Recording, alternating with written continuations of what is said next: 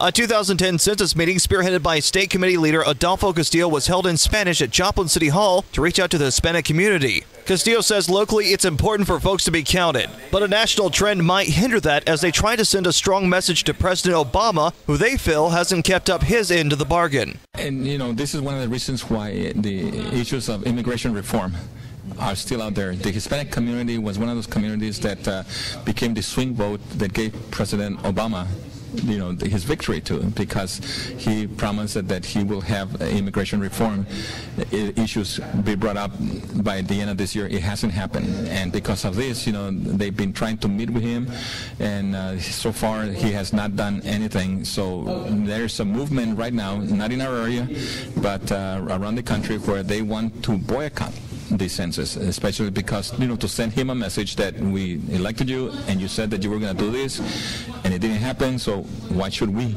participate in this? And of course, there's some around the country that they want to boycott the census in order to send the message to President Obama, that, hey, you promised that you would visit the immigration reform. And all they're asking is this, which I, at one time, was a great supporter of this, into where we want the government to visit the immigration laws and bring them up to date. That's all we want. Because we're now in a global economy. We're seeing people from all over the world that want to come to the breadbasket of the world. Not only to the United States, but to England, Australia, all these industrial countries that are there, which they're also having their problems with immigration issues because of people coming here illegally.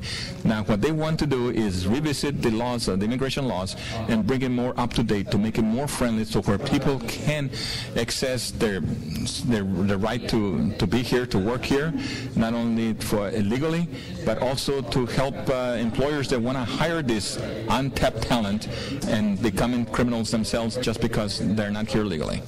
What do you think it will take to get the president's ear? Say again? What do you think it will take to get the president's ear? Well, if this boycott goes through, it will cost a lot of communities a lot of headaches, because they're going to be losing a lot of federal and state funding. And not only that, but it's going to show the president that he's going to lose the Hispanic vote. Castillo says the fear of former governments and family members who may be here illegally are part of what stops folks from being part of the census. He says those funds are needed to ensure the communities can grow and thrive. From Joplin City Hall, I'm Josh Marsh, News Talk, KZRG.